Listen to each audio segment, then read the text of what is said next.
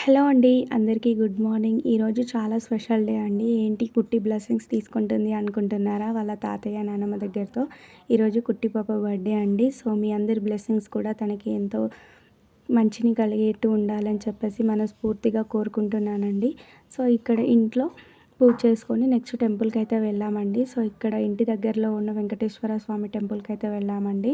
So, ఇక్కడ temple అయితే చాలా బావుంటుందండి.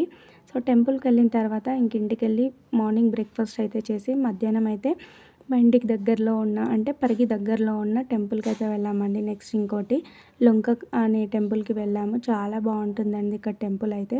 సో, ఎవరైనా చూడని వాళ్ళు ఉంటే కూడా వెళ్ళి చూసేయండి. చాలా బావుంటుంది. ట్యూస్‌డే రోజు అయితే ఎక్కువగా పబ్లిక్ ఉంటారంట.